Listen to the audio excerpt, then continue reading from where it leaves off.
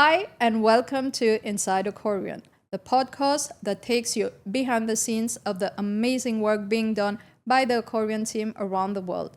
I'm Neelam, Commercial Director for Corporate Services here at Ocorian. And today we are talking SPVs, the evolution of the corporate sector in the UAE, and the regulatory landscape. And joining me is the lady that started the magic for Ocorian in Dubai, Nina Auchoybur. Nina, how are you? I'm all good. Thank you, Neelam. Thank you for having me. My pleasure. We are really happy to have you today to talk a bit more about SPVs. So, Nina, for anyone who doesn't know you, tell us a bit more about you, about your journey at Ocorian, and what you do here in Dubai. I'm the managing director of Ocorian in UAE. I've been based here for the last 16 years. I started my career in Mauritius at PwC, and I've worked for the group for the past 28 years almost. I was mandated in 2009 to actually set up an office in the region. We started in Bahrain, and a year later ended up in Dubai. Today we have offices in Dubai, in ADGM, and in the MCC as well. But that must have been such a fascinating transition. Mauritius, Bahrain, Dubai. Yeah, it was. It was very interesting, and it was very challenging as well. Obviously, the UAE is not what it is today. And I actually came here with a 1.5-year-old son and a 3 months baby. So it was challenging time for the family and for the business as well. But I must say that I was welcome, even though I know there's very often people ask me the question, how are you welcome as a woman? And I must say that I've never really felt that I was being discriminated because I was a woman. There's a lot of misconceptions toward the Middle East, towards UAE in terms of being a woman. And today we are here to dispel a bit of the misconceptions, but starting off strong on SPVs. Tell us, what is an SPV and what are the benefits of setting up here in the UAE? So an SPV is a special purpose vehicle. It is set up for a specific purpose or to achieve a specific goal. And sometimes it is also for a limited period. The benefits of setting up, especially here in the UAE, is the ease of setting up such a vehicle. The costs are relatively low. It is set up quite quickly, within like 7 days. You'll get an SPV, which is for me quite quick, I'm sure, compared to other places in the world. And though it's a passive holding company, we've seen that it can be used, and it is used, for example, to hold UAE real estate, for structured financing deals, especially for complex one.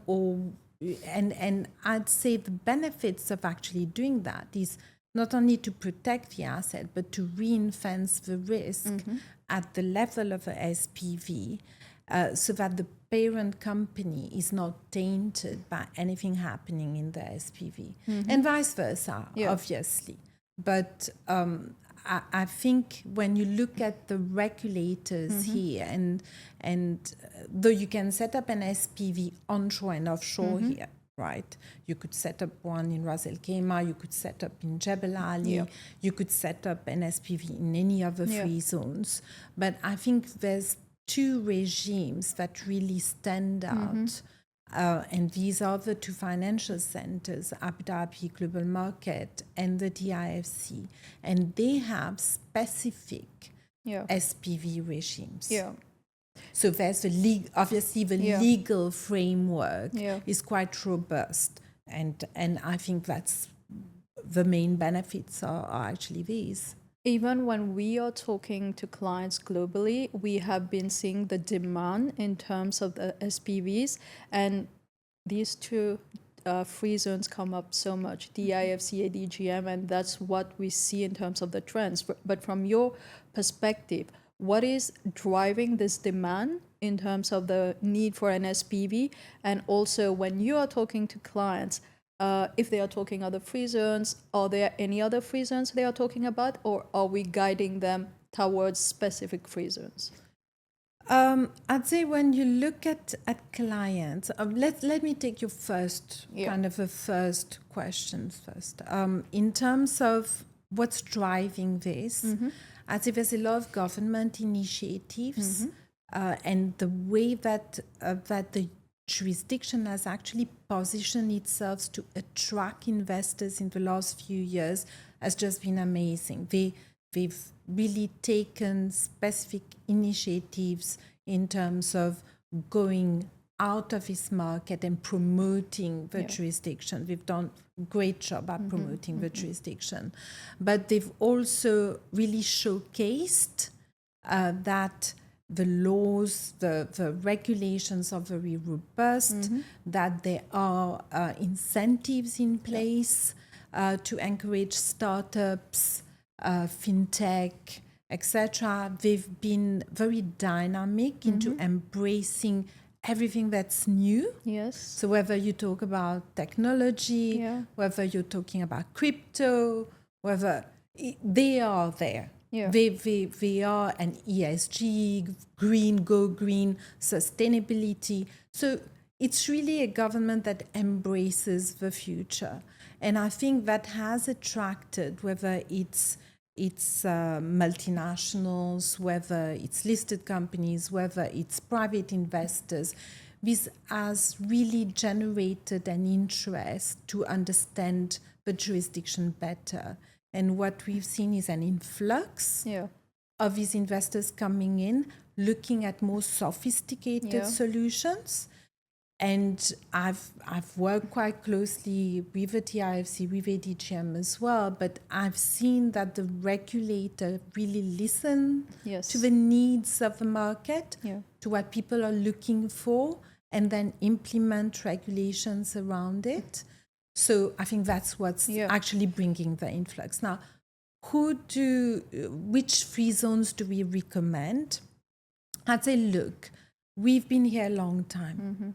And I've been here, like I said, 16 years. I understand the market inside out in terms of whether it's the free zones, the different free zones, the two financial centers. And I think that the choice really depends on what the client needs, what are his objectives. So it is important to have that initial conversation to understand whether this is, whether I direct the person towards a free zone or whether I'd say no. What you need is a more regulated, robust environment, and you need to be in one of the financial centers. So I'd say the premium kind of choices would be the DIFC and the ADGM because they have specific regulations around the SPV. But there are other good options such as the Jebel Ali free zone or even the Ras Al Khaimah free zone. They are still valid options. And then obviously you can have an SPV, whether it's in a more onshore free zone, which is like the DMCC. So we see a lot of African businesses that are coming in and that are very interested in terms of, all the trading and logistic hub, trading in commodities, etc. And for them, the DMCC is a free zone of choice. So I'll stop here, Neelam. I think that answers your question. Right? Definitely does. And I want to come back to two of the points that you mentioned, mainly around the regulatory landscape, how it has evolved, and also because we have been talking so much with regards to DIFC. When I am talking with a lot of investors that are based around the world, not in the Middle East, they are always surprised and amazed actually how Dubai has evolved beyond your traditional offshore jurisdiction. There has been a lot of sophistication in the market. Can you describe to us a bit the regulatory changes, let's say in the past 2 years that you have seen for SPVs and mainly with regards to DIFC or even ADGM, because these are the two financial free zones that we work most with? Okay, so in the last, I'd say a little bit more than that. I think if you go back a little bit to prior 2019, and I don't know if you know that, but I think it's good to know. So the DIFC used to have a regime called the SPC, the Special Purpose Company. And this special purpose company, you were only allowed to form it if it was for a limited purpose and for a structured financing deal. That was it. You could not use it any otherwise. And at the time, my memory serves me right, you had to have a CSP to have the SPC. So that's prior 2019. And then the ADGM at that time was coming up very strongly with the SPV regime. So the SPV regime of ADGM was really, really used to go into the region. So you would have investors pooling capital in an SPV vehicle and then investing into Saudi, into Bahrain, into the GCC. Yeah. And that was because there was some favorable tax arrangement when they would do that, because it would be a GCC entity investing into another GCC entity. So that was the main reason. But the IFC saw that obviously they were not getting, they were missing out on a part of the market. So they changed it in 2019 to the prescribed company regime. And they actually made it kind of, I'd say not elaborated, but kind of increase the spectrum of what a qualified applicant could be. Okay. But that was 2019. The regime progressed well, but was still quite limited. And so 2020 there was further changes. 2022 they changed again, but in 2024 they really took a hard look at it and really opened up. Then today, so that today you can use it. As long as you have what you call I call it a DIFC nexus. I think that's how you should call it, not only a GCC nexus, but a DIFC nexus, in the sense that if you already have a DIFC license entity, or if you are going to structure assets in the GCC through the SPV, you can actually set up. And it also covers a GCC investor at the top, a GCC shareholder. So they've opened up, and what we've seen because of this is we've seen a lot of, I'd say, ultra high net worth clients or even multinational finding it much easier to either replicate the existing structure that they have somewhere else to be in a more favorable tax environment, and to also be able to reach the region. Or we've seen private clients using it as part of a private client structure, which is a foundation here, and having multiple SPVs to segregate their assets. So not only real estate, but other type of assets. Yeah. And I think that's been, in the last year or so, that's been a very interesting I'd say movement that I've seen from private client, in the sense that they have shown an increasing confidence in the jurisdiction in terms of not only placing their local assets in their structures, but also their global assets. And that is a clear signal from the market that the jurisdiction is set to grow. Yeah.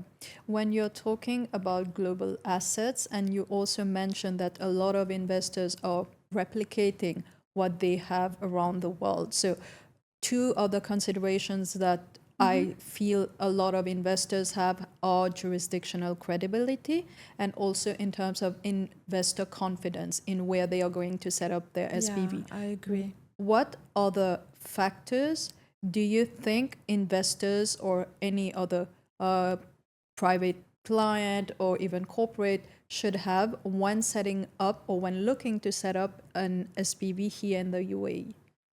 I think they should, one of the very important factors is that they should be aware that they have the ability to discuss with the regulators, with the authorities, if they have to come up with something that is new.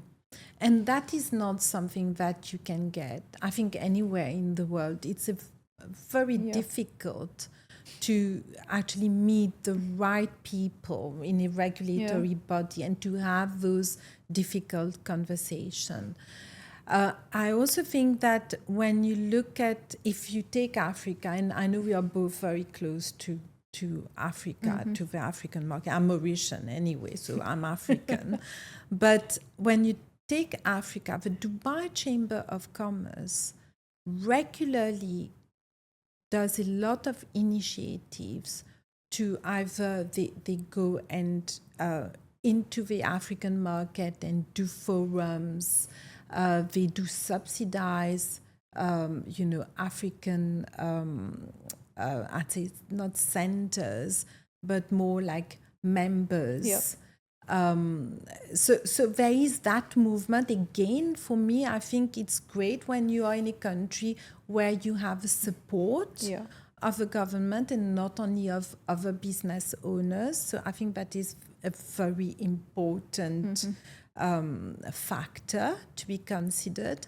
I think the other factor as well to be considered is the fact that today you're happy with the UAE, it's a great place to be and everything is fine.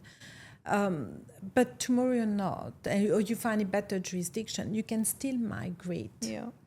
You can still migrate your SPV to somewhere else. So you don't lose any other history that you would have with your vehicle.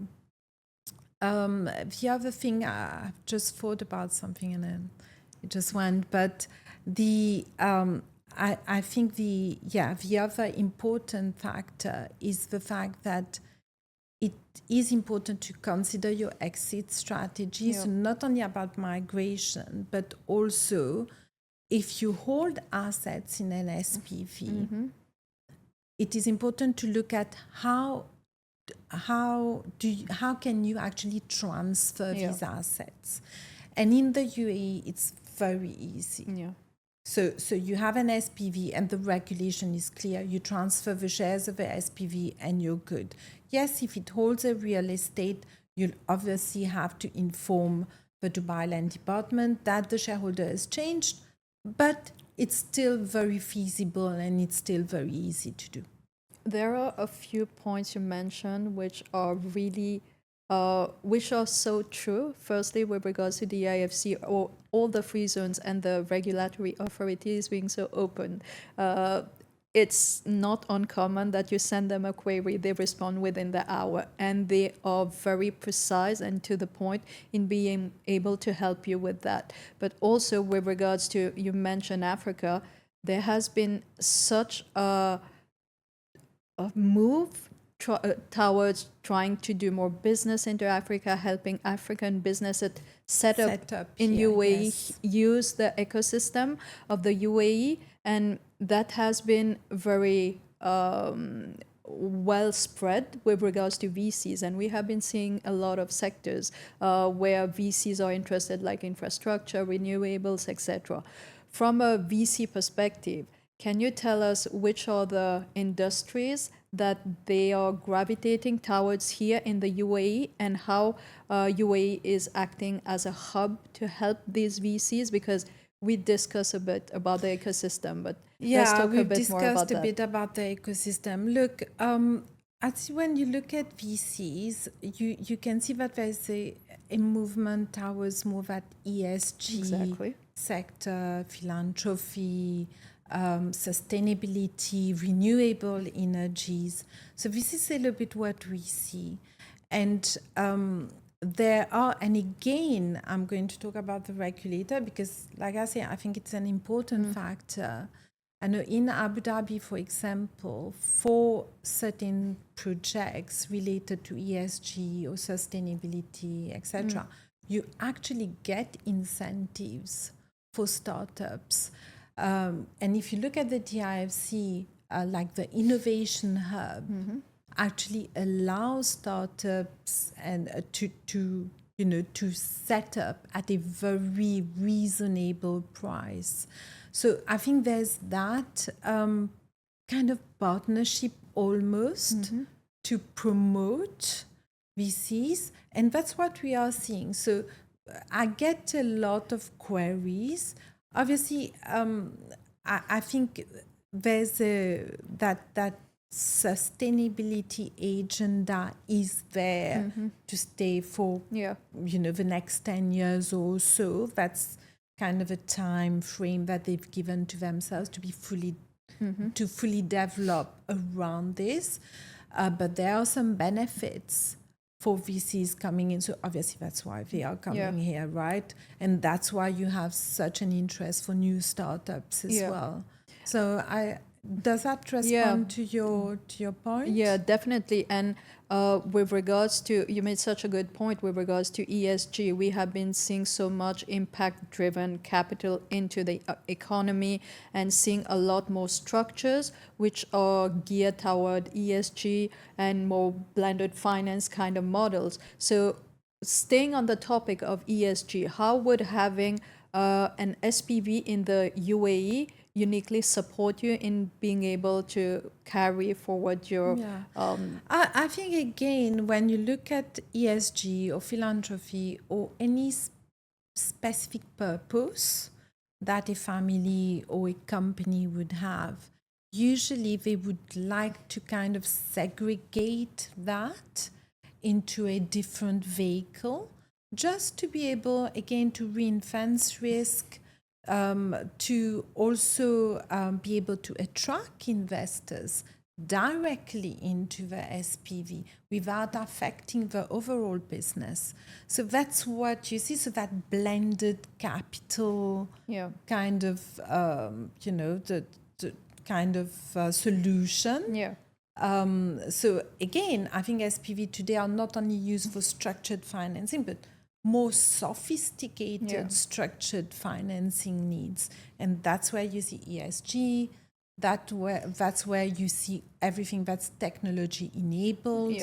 So, Let's talk about the element that binds both of us, Ocorian. Okay. How does Ocorian uniquely support fund managers, individual clients, corporate clients that are looking to set up an SPV in the UAE?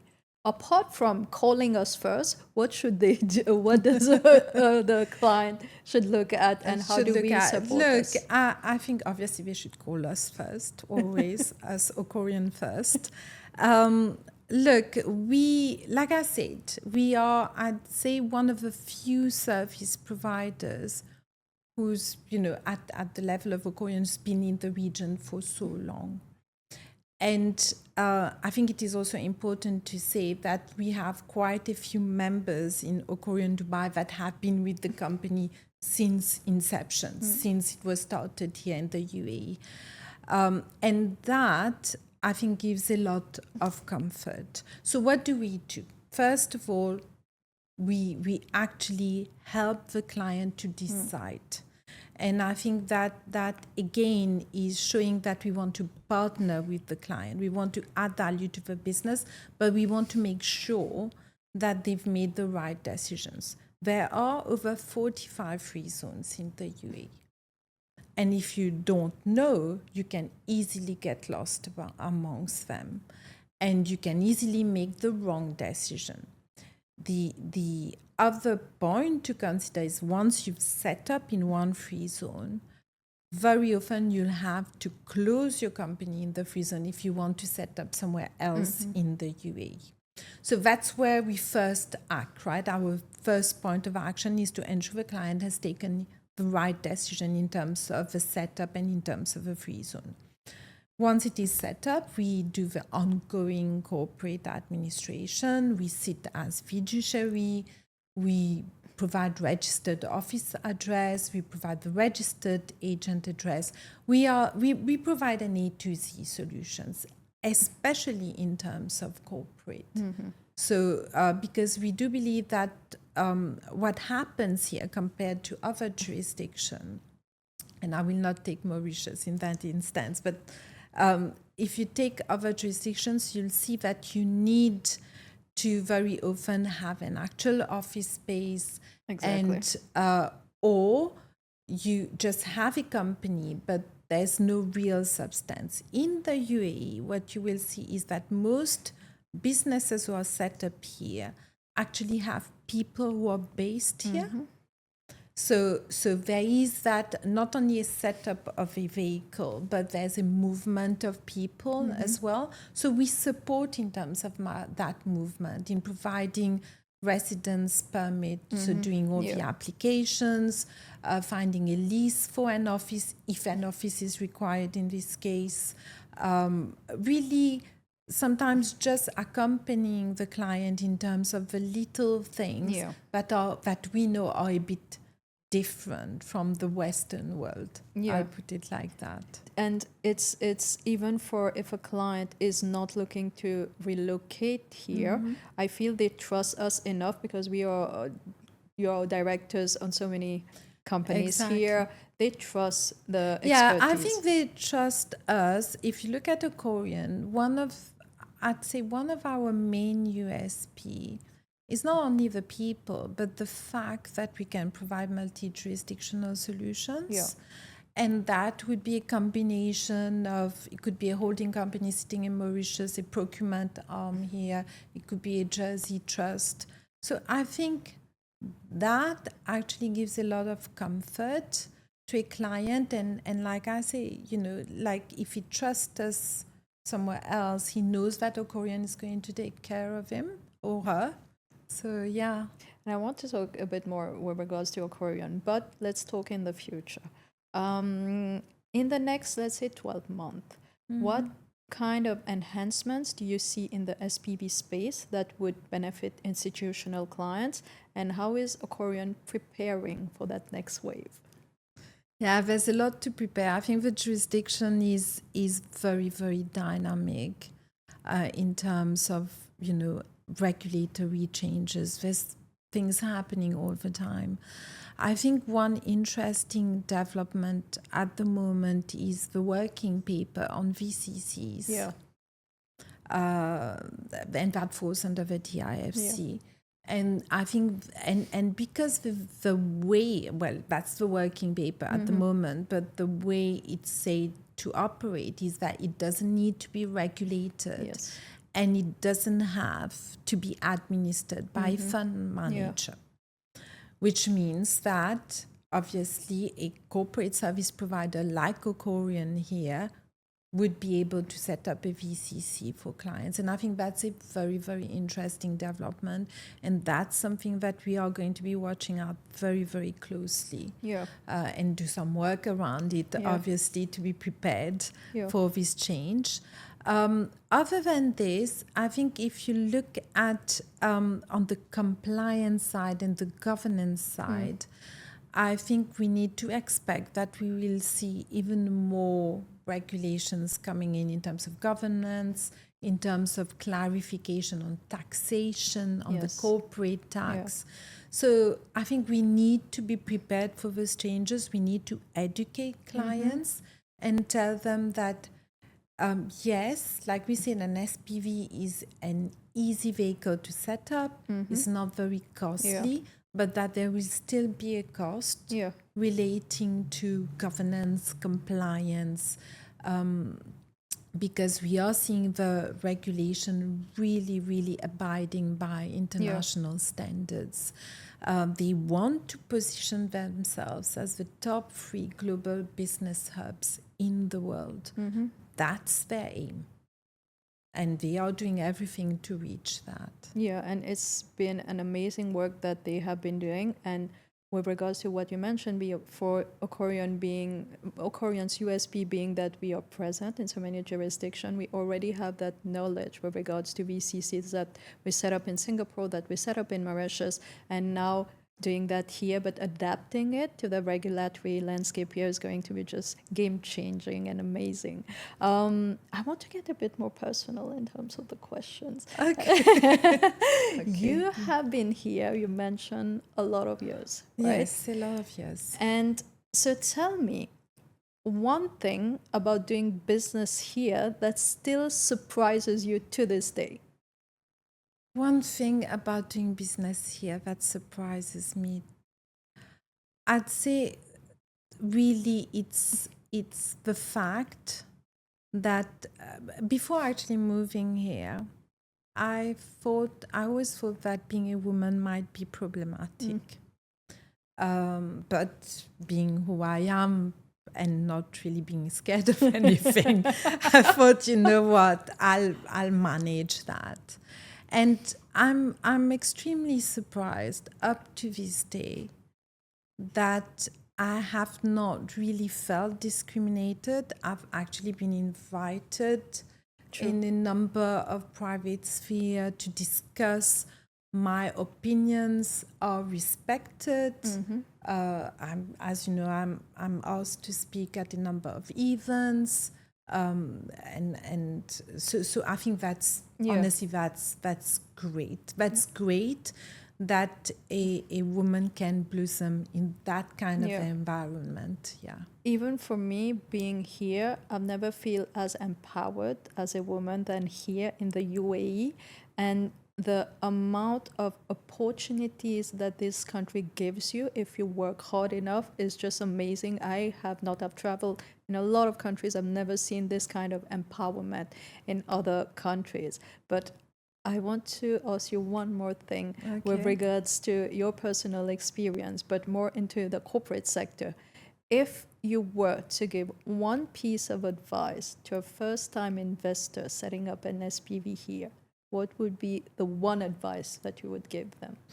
The one advice, I'd say, and I think I've talked about it before, is that you need to meet the right people and you need to take the right advice. Especially if you're going to set up a big business. If I were in their shoes, I'll start up small. I wouldn't start big. I'll test the market. And the UAE allows you to do that. Yeah. So today you can set up a simple SPV. Tomorrow you can set up a bigger company if you wanted to, or just, kind of convert that SPV into something that is more something that increase your number of license, etc. So I'd say start small. Yeah, I think that's what I would say. Start small, test the waters, test the markets. Very often people tell me, you either hate it or you love it.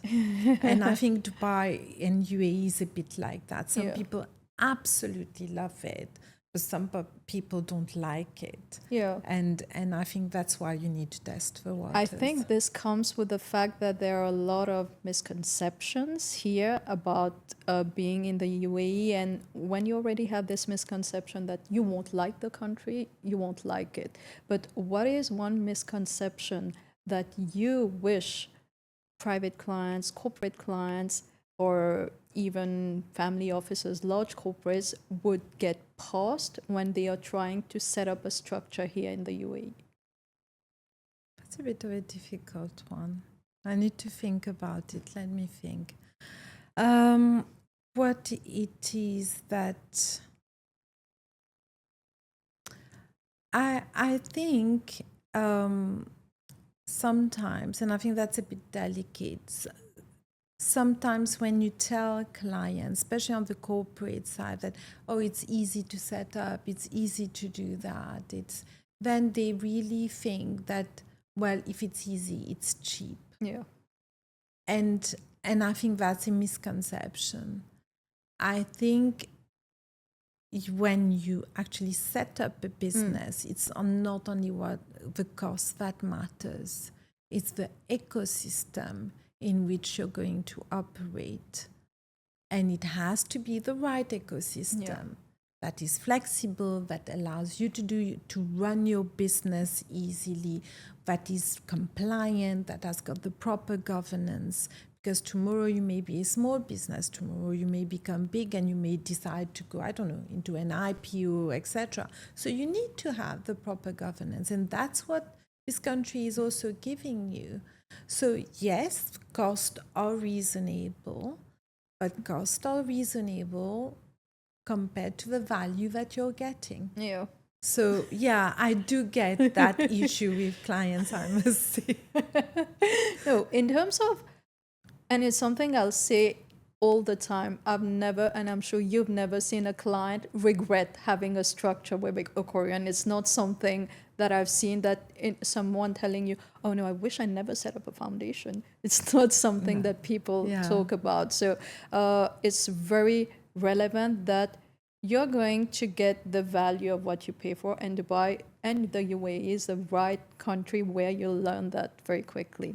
But any ending note for you, Nina? Ending note on what exactly? On the business you do, on Ocorian, on the business on the I do on side. Ocorian. Well, I could speak all day actually. Look, I've kind of set up the business here. I must say it's my baby, and we've really grown throughout the years. We are now 20 plus people. And I'm very, very proud of the team and very, very proud of the work that we've achieved. Today we are in, we've started with a corporate, kind of corporate offering. Today we also do private clients. We also do compliance support services. And soon we will expand in other things. It's been challenging, it's been a difficult road, but it's been a very, very interesting road. And I think when I look ahead, I only see a bright future. Yeah. Exciting times ahead for us. Exciting times, yes. Thank you so much, Nina, for being with us today. Thank you for sharing your insights and your expertise. And thank you, everyone, for tuning in to Inside Ocorian, and I look forward to seeing you on the next one. Bye.